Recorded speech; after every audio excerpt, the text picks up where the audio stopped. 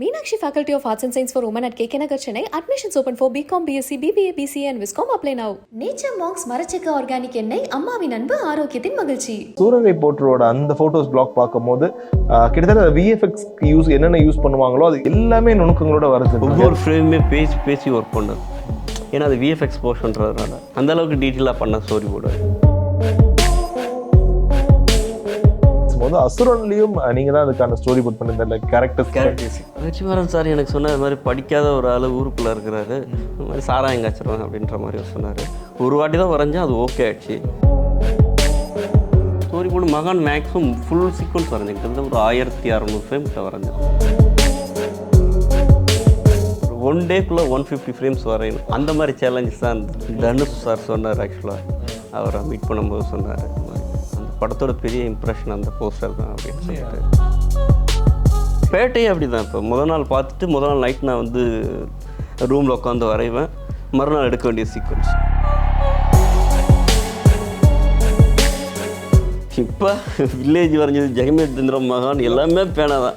ஃபாஸ்ட்டாக வரையணும்னா டிஜிட்டலில் வரைய முடியாது. ஒரு நாளைக்கு வந்து ஒரு 50 ஃப்ரேம் வரைய முடியும்னு வச்சுக்கோங்களேன். மேனுவலில், டிஜிட்டலில் 10 ஃப்ரேம்க்கு நான் வரைய முடியாது. சார் ஒரு எக்ஸாம்பிளுக்கு இப்போ நான் இந்த ரூமுக்கு உள்ளே வரேன், ஓடி வந்து இந்த லைட் எடுக்கிறேன். இப்போ லைட் எடுத்து ஒரு கோவமாக யார் மேலேயும் அடிக்கிறேன், திரும்ப இந்த ரூம்லேருந்து போகிறேன்னா ஏன்னா ஒரு 10 ஷாட் வரையலாம். Sir cinema is a visual மீடியம்னு சொல்லுவாங்க. ஸோ நம்ம கற்பனைக்கு எட்டாத விஷயங்களை கூட காட்சிகள் மூலமாக எடுத்துகிட்டு வரலாம் சினிமாவில். ஸோ ஸ்டோரி போர்டு ஆர்டிஸ்ட்னு வரும்போது நிறைய பேருக்கு ஓகே நிறைய வரைஞ்சி காட்டுவாங்க, என்ன படம் எடுக்கிறாங்களோ அதுக்கு முன்னாடி அவங்க அதை வரைஞ்சி எடுத்துகிட்டு வருவாங்க. அப்படி தானே பண்ணுற மாதிரி தான் எங்களுக்கான புரிதல் இருக்குது. ஸோ ஸ்டோரி போர்டு ஆர்டிஸ்டோட வேலை என்னன்னு சொல்ல முடியுமா? ஒரு ப்ரீ ப்ரொடக்ஷன் ஒர்க் அப்படின்னு சொல்லுவாங்க. முதல்ல அது கதை விளக்கப்படம்பாங்க ஸ்டோரி போர்டை. எப்படின்னா இன்றைக்கி ஒரு சீன் எடுக்கிறாங்க அப்படின்னா அந்த சீனில் எவ்வளோ ஷார்ட்ஸ் இருக்கும், எந்த மாதிரி லைட் பண்ணும், அந்த காம்போசிஷன், இது எல்லாமே வந்து அந்த ஸ்டோரி போர்டில் இருக்கும். இப்போ கேமரா எங்கேருந்து எவ்வளோ தூரம் மூவ் ஆகுது அப்படின்றத எல்லா டீட்டெயிலும் இருக்கும். இப்போ என்னன்னா இந்த ஸ்டோரி போர்டால் டைமிங் சேவ் ஆகும். இப்போ இன்றைக்கி இத்தனை ஷார்ட் தான் எடுக்க போகிறோம், இவ்வளோ ஆர்டிஸ்ட் தேவை, இதுதான் செட்டு, இதுதான் லைட்டு அப்படின்ட்டு எல்லாமே அதுக்குள்ளே வந்துடும். இதுதான் ஸ்டோரி போர்டு. முன்னாடி இப்போ லைக் அந்த டைமில் ஒரு 15 இயர்ஸ்க்கு முன்னாடினா அப்போ உங்களுக்கே ஒரு சேலஞ்சாக இருந்திருக்கும்ல. இப்போ சில பேர் வந்து கேட்டிருப்பாங்க, அதுக்கு முன்னாடி வரைக்கும் குறிப்பிட்ட சீன் ஆர் சீக்வன்ஸ்க்கு மட்டும் வரைஞ்சிருந்தாங்க, இல்லை எங்களுக்கு முழு படமும் வேணும், இல்லைனா கிட்டத்தட்ட படத்தில் ஒரு 50% எங்களுக்கு ஸ்டோரி போர்டு கொடுங்கன்னு கேட்ட படம்னா என்ன? இது இப்போ மகான்லாம் ஃபுல்லாகவே முக்கால்வாசி வரைஞ்சோம். மகான் ஃபுல்லாகவே வரைஞ்சது. மகான் செட்டு வரைக்கும் இந்த படத்தில் நான் ஒர்க் பண்ணேன். செட்டு கேரக்டர் டிசைன் நான் ரெகுலராக பண்ணுவேன். அவங்களுக்கு செட்டும் பண்ணேன் இந்த வாட்டி.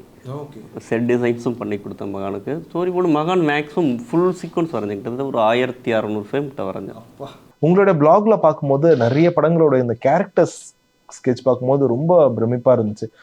குறிப்பாக சார்பட்டா பரம்பரை சொல்லலாம். ஏன்னா அத்தனை கதாபாத்திரங்கள் ஒவ்வொருத்தருக்கும் ஒரு மாதிரி ஷேட், அவங்களோட ஹேர் ஸ்டைலாக இருக்கட்டும், மீசையாக இருக்கட்டும், அவங்களுடைய பார்வை எல்லாமே வேற வேற ஒரு கோணங்களில் நீங்கள் வரைஞ்சி காட்டணும். ஸோ ஒரு கேரக்டருக்கு எத்தனை விதமான கோணங்கள் நீங்கள் கொடுக்க வேண்டியது இருக்கும்? ஒரு இப்போ ஆரியானா அவருக்கு எத்தனை ஸ்டைல் கொடுப்பீங்க, வில்லன்னா அவருக்கு எத்தனை ஸ்டைல் கொடுப்பீங்க? அது வந்து ஒவ்வொரு இயராக இருந்துச்சு. ஒரு கேரக்டரோட ஸ்டேஜ் மாறிக்கிட்டே இருந்துச்சு. ஆரியா கொஞ்சம் எங்கே இருப்பார், அடுத்தது மீசை வச்சுட்டு வருவார், அடுத்தது கொஞ்சம் ஏஜாக தெரிவார். இப்படி அந்த டிஃப்ரெண்ட் காட்ட வேண்டியதாக இருந்துச்சு. சிலதில் ஏஜி காட்ட வேண்டியிருக்கும், சிலது மீசையில் காட்டுவோம், சிலது வந்து ஹேர் ஸ்டைலில் காட்டுவோம். இப்போ இவர் பசுபதியெலாம் பார்த்திங்கன்னா ஏஜ் டிஃப்ரென்ஸ் இருக்கும். எங்காகவும் இருப்பார், கொஞ்சம் ஏஜாகவும் இருக்கிற மாதிரியான லுக்கு நான் வரைஞ்சதில். ஆனால் பிளாக்ல 2 தான் இருக்கும் நீங்கள் பார்த்ததில். ஆனால் நான் 2-3 ஆப்ஷன் வரைஞ்சிருப்பேன். ஸோ உங்களுக்கு தெரியுமா, இல்லை நீங்கள் சஜஸ்ட் பண்ணுவீங்களா இது கரெக்டாக இருக்கும் சார், இது ஜட்ஜ் பண்ணால் கரெக்டாக இருக்கும்? நான் கொடுக்குறதே எனக்கு பிடிச்சது தான் நான் கொடுப்பேன்.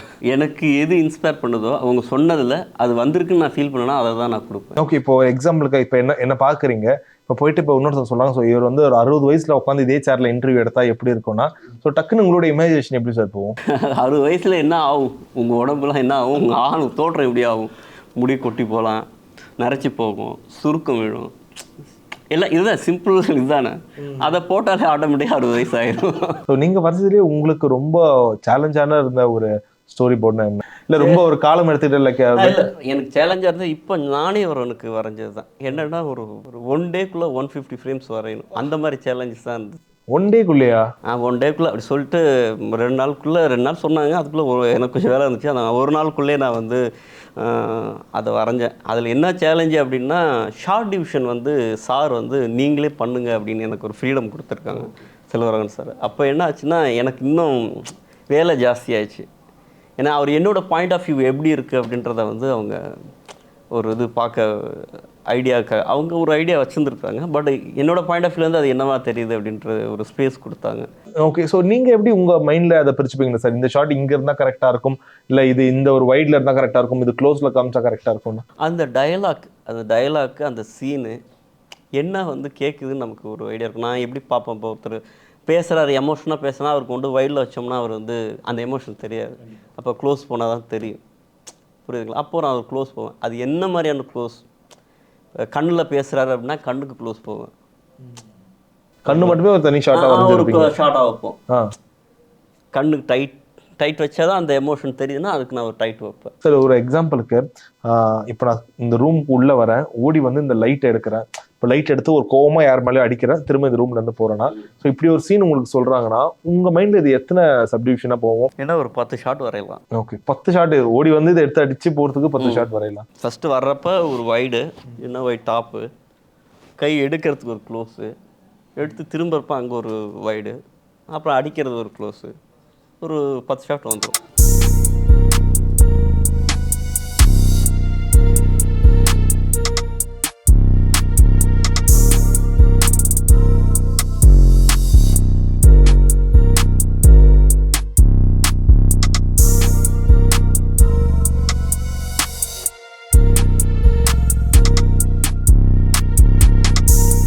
உள்ள வராங்க, அந்த லேம்ப் எடுக்கிறாங்க, கைக்கு ஒரு தனி க்ளோஸு, கோவமாக எடுக்கிறாரு, கீழே போட்டு உடைக்கிறாரு.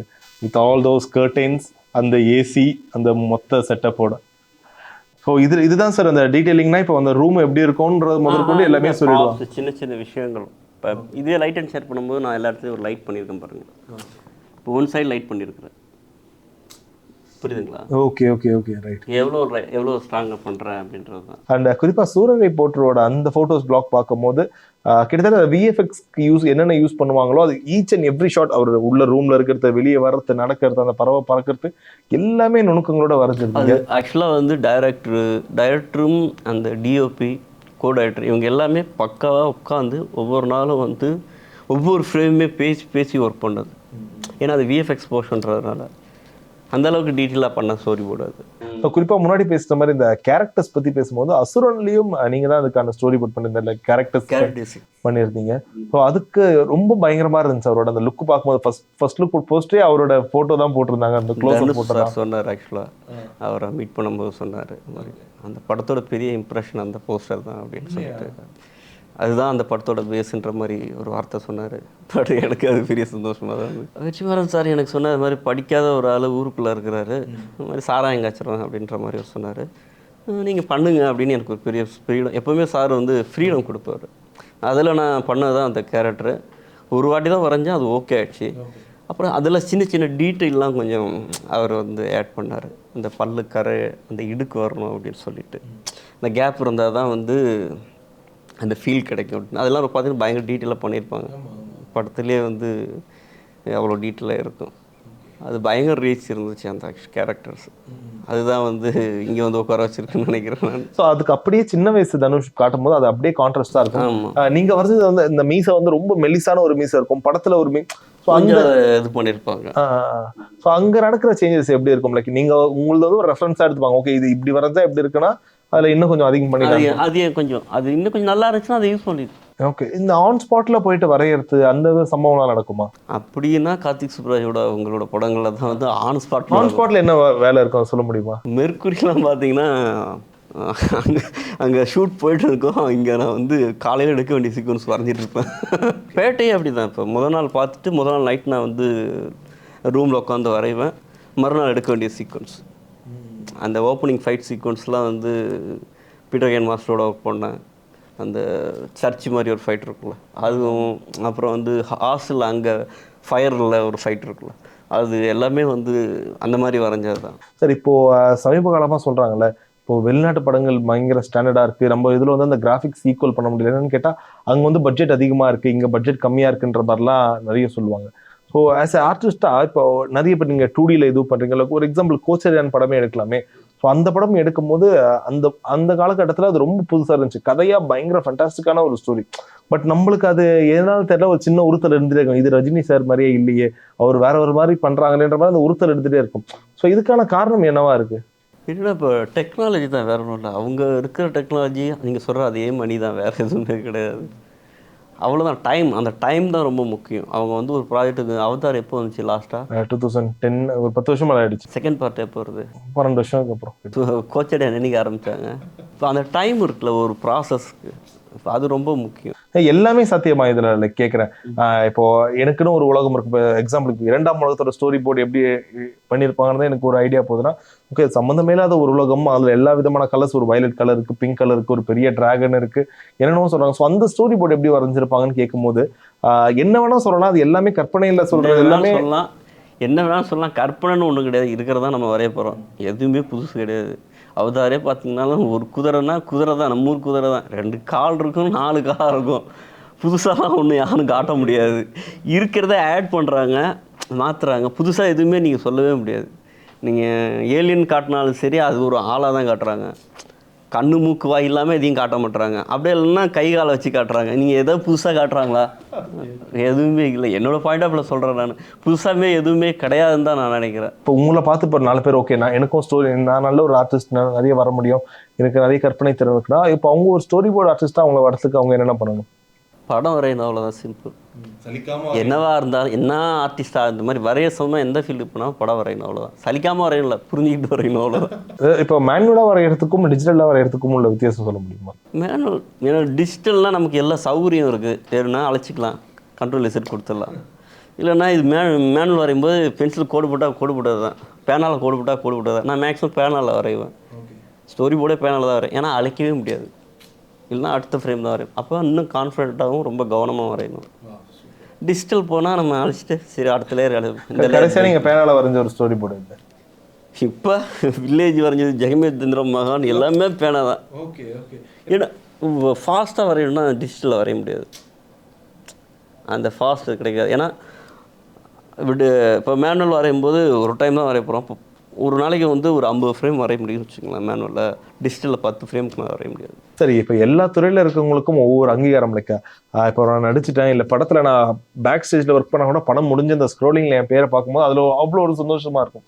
ஸோ உங்களுக்கு சினிமாவில் கிடைக்கிற இந்த அங்கீகாரம் என்னவா இருக்குது? அங்கீகாரம் கிடைக்குதான்னு தெரியல. சில பேர் கேட்பாங்க போடுறதுக்கு, பட் நான் அது வரைக்கும் பார்த்ததில்லை. இந்த படத்துலையும் உங்கள் பேர் நீங்கள் பார்க்க மாட்டீங்களா? பார்த்தது என்னன்னு போடுவாங்க சார், ஸ்டோரி போர்டு ஆர்டிஸ்ட்னு போடுவாங்க. ஆக்சுவலாக இந்த டைம் எனக்கு கார்த்திக் சுப்ராஜ் வந்து போஸ்டரில் நேம் போட்டு கொடுத்தாரு. அது எதுக்குன்னா, அதை ஒரு டெக்னீஷியனாக மாற்றினா எல்லாருக்கும் தெரியும் அப்படின்ற ஒரு ரீசனுக்காக. ஏன்னா இந்த மாதிரி ஒரு டெக்னீஷியன் வேலை செய்கிறாங்க, ஸ்டோரி போர்டுன்னு என்ன மாதிரி நிறைய பேர் வேலை செய்கிறாங்க. அப்போ அவங்களுக்குலாம் அந்த இடம் கிடைக்கும் அப்படின்றதுனால அவங்களுக்கு இப்போ அவங்க படத்தில் DOP, music director, art director எல்லாம் வர மாதிரி ஸ்டோரி போர்டு ஆர்டிஸ்ட்ன்ற ஒரு ப்ரீ ப்ரொடக்ஷன் ஆர்டிஸ்ட்டை வந்து நம்ம உள்ளே கொண்டு வரலாம் அப்படின்னு அவர்கிட்ட பேசும்போது அவர் சொன்னார், கண்டிப்பாக நம்ம பண்ணுவோம்னு. அவர் தான் ஃபஸ்ட் டைம் அதை செஞ்சார். ஓகே. சார் ரீசெண்டாக ப்ரொடியூசர் எஸ்ஆர் பிரபு அவர் ஒரு ட்விட் போட்டிருந்தாரு. எனக்கு இப்போவும் வந்து நிறைய பேர் வந்து நரேட் பண்ணவங்கிட்ட வந்து கதை சொல்லணும்னு கேட்குறாங்க. ஆனால் ஒரு 3 ஹவர் உட்காந்து கதை கேட்குற பொறுமை இல்லை. இப்போ அதுக்கான ஸ்டைலும் மாறிடுச்சு. நீங்கள் உங்களோட நீங்கள் ஒரு ஸ்கிரிப்டாக எடுத்துகிட்டு வந்து கொடுத்துருங்கன்றாங்க. இன்னும் சில பேர் வந்து ஸ்டோரி போர்டே கூட எதிர்பார்க்குறாங்க. ஸோ உங்களை பொறுத்த வரைக்கும் ஒரு புதுசாக ஒரு ப்ரொடியூசர் கிட்ட அப்ரோச் பண்ணுற டேரக்டர் வந்து என்ன மாதிரியான ஒரு ப்ராஜெக்டோட போனால் அது இன்னும் கொஞ்சம் அப்பீலிங்காக இருக்கும்? இல்லை இந்த ஒரு ஸ்டோரி போர்ட் பண்ணணும்னா அதுக்கான முயற்சி அவங்க எப்படி எடுக்கலாம்? முயற்சி ஒன்றும் இல்லை, இந்த மாதிரி ஸ்டோரி போர்டு வரவங்களை போய் கேட்டால வரைஞ்சி கொடுத்துருவாங்க. அதுதான் பெரிய முயற்சி. அவங்க நிறைய பேர் பண்ண மாட்டாங்களோ? இல்லை, அதுக்கான பட்ஜெட் இருக்கணும். இப்போ நான் ஒரு மாதம் 2 மாதம் வேலை செய்ய வேண்டியது இருக்கும். இப்போ ஒரு உட்காந்து மெனக்கெட்டு செய்ய வேண்டியது இருக்கும். இப்போ படங்களுக்கு செய்கிறது வேறு. இப்போ புதுசாக ட்ரை பண்ணுறவங்களுக்கு அதுக்கான பட்ஜெட் இருக்கணும். அந்த மாதிரியான விஷயங்கள் தான் இதில் நீங்கள். ஏன்னா படத்துக்கு பண்ணுறதே வந்து பட்ஜெட் படங்கள் தான், பெரிய பட்ஜெட் படங்கள் தான் ஸ்டோரி போர்ட் மேக்ஸிமம் பண்ணுறாங்க. இல்லை சின்ன பட்ஜெட் படங்கள்லாம் வந்து முக்கியமான சீக்வன்ஸ் பண்ணுறாங்க. பட்ஜெட் தான் அதில் வந்து எப்பவுமே வந்து பெரிய விஷயம். பாகுபலிலாம் 1 கோடி ரூபா இன்வெஸ்ட் பண்ணதாக சொன்னாங்க அந்த story board pre production work மட்டும். கான்செப்ட்டு, ஸ்டோரி போர்டு, காஸ்டியூம்ஸ் எல்லாமே.